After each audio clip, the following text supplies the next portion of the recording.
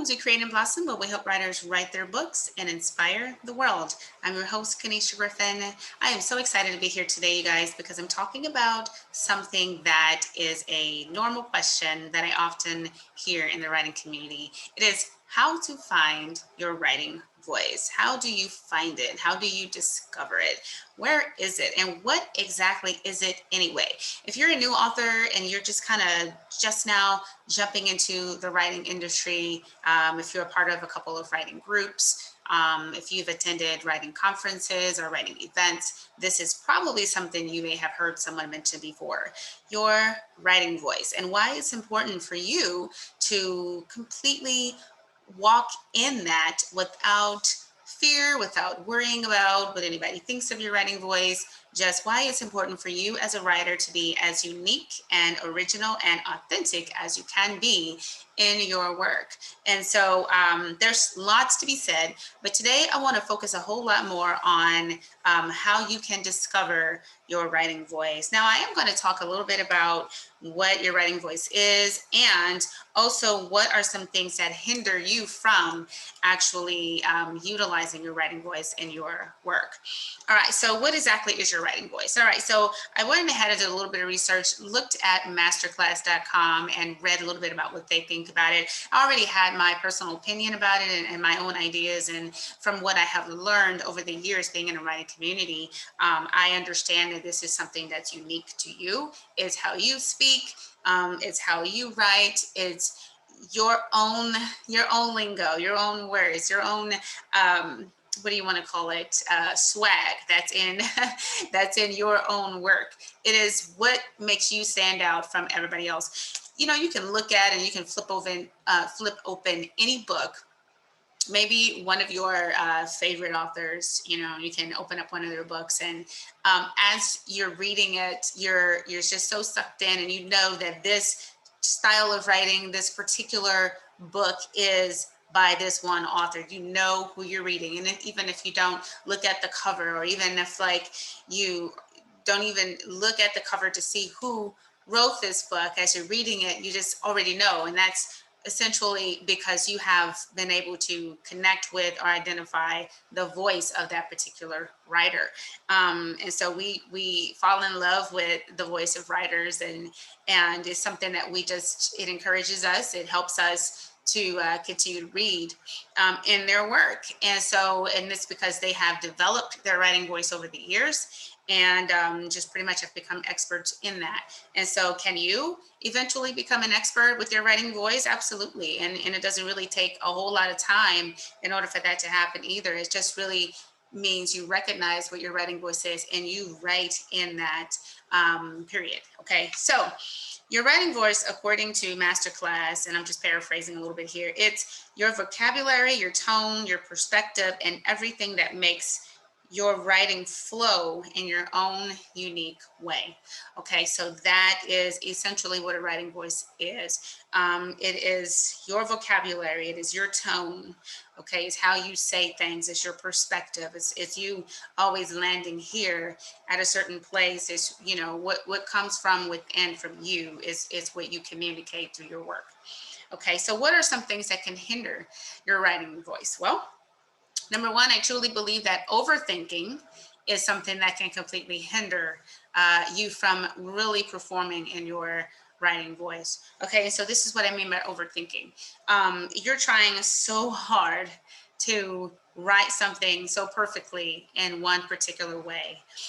You think maybe because you want to write a self help book to help in a specific subject that you need to sound a certain way, right? Maybe you want to write a medical journal, or maybe you want to write um, a a book that is about your particular field, maybe in technology. Okay, and so you think that because this is the kind of book that you need to write, I need to write and sound as academic and perfect as possible. Okay, it needs to be in this particular tone for these kind of people that's going to be reading it, and then that's what you ultimately do.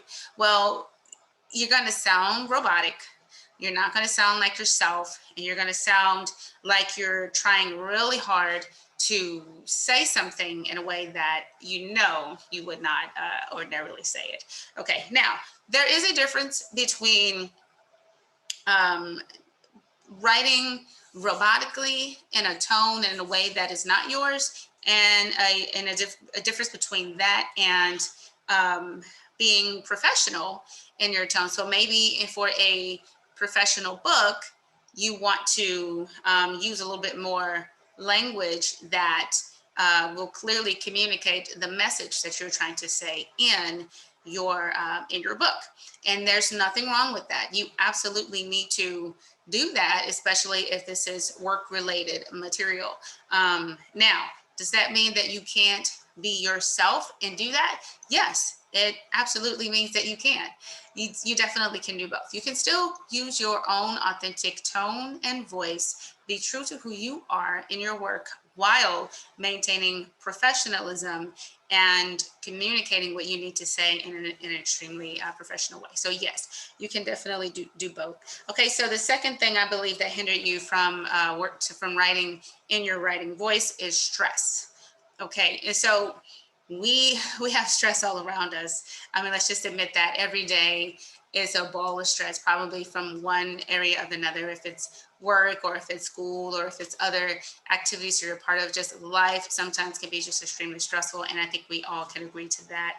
But as you're writing in your work, and if you feel completely overwhelmed and stressed in it, well, that will definitely communicate in your work. And this is why it's important for you to try to reduce as much stress as possible.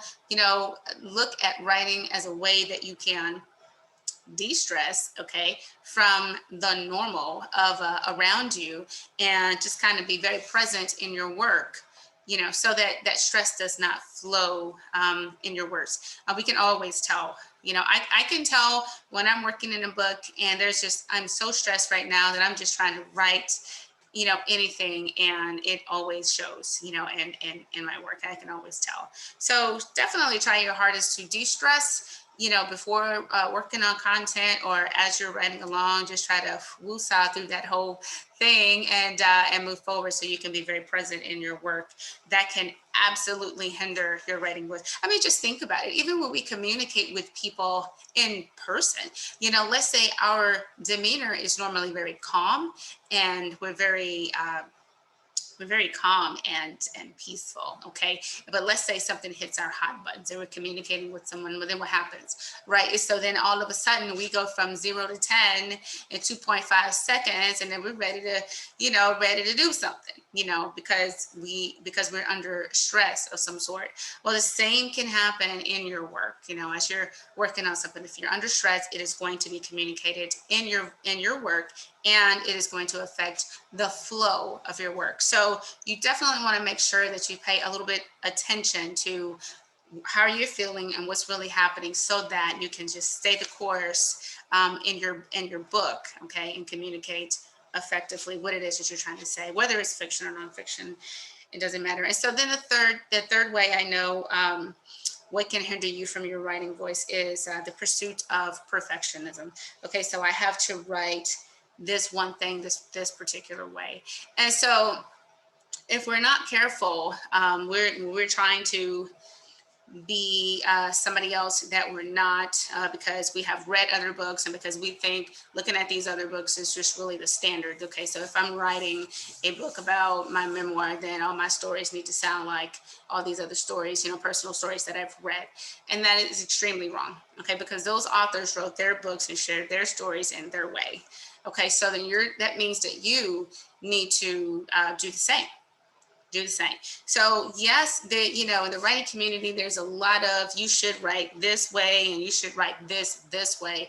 But and I really thought about making a video to just kind of debunk some of those myths, because I don't believe that you have to sound like anybody else out there, that you should be as unique and authentic in your writing as possible. So be who you are and don't try to think that any other author, whether it's a New York Times bestselling author or not, has just set the standard for how you need to write your books. There's nothing more annoying than reading the same kinds of books from different writers. You know, like I can read one book and man, this dude sounds just like this other person that I read. Why? You know, there's no need to do that. Be yourself, be original, be authentic in your work, no matter what that is. And let me just add this too. You know, for those of you who write fiction and you want to use slang and you want to sound like you are from where you're from, be authentic, sound like who you are and where you come from. Okay, that's okay. If you're from New Orleans, just like I am, shout out to New Orleans. Okay, to my family and friends back home. Hey, you've got an accent, that's fine. It's okay to be original and to be authentic and to be who you are. That's fine.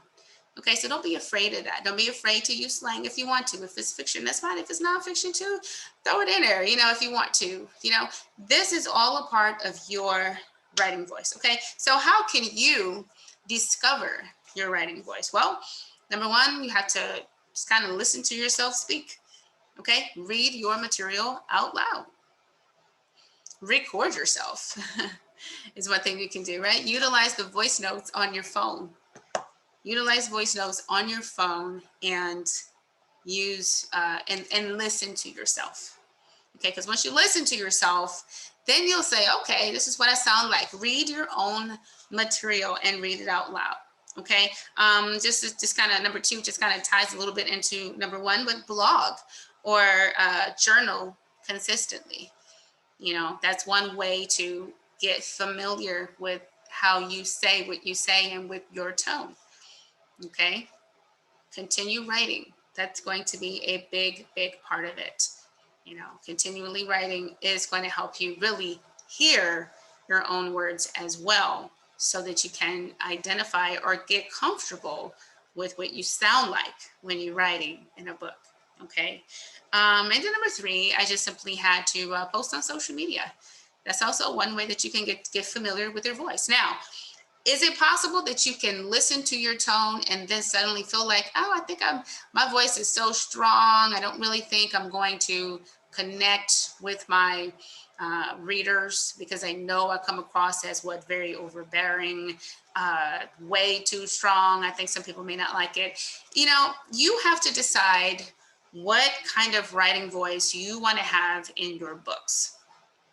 So if you have a very strong willed personality and everybody knows it, then that's okay.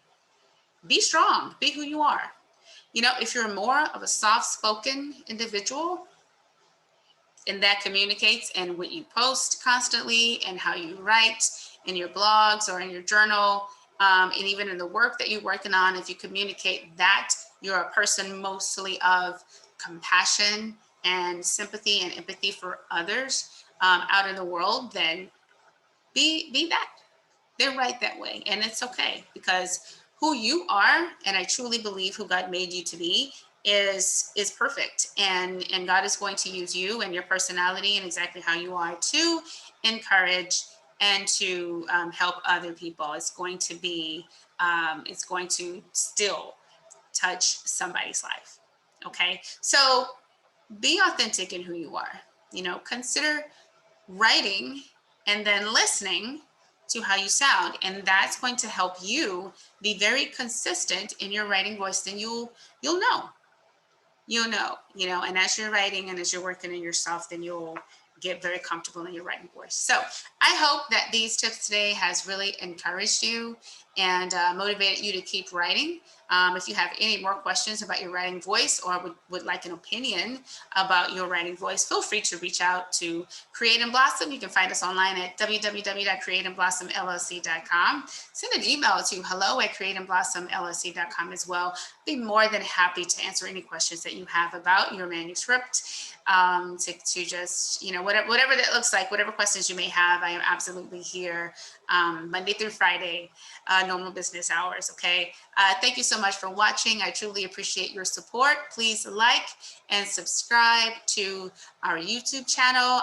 Thanks so much to everyone who has already done so.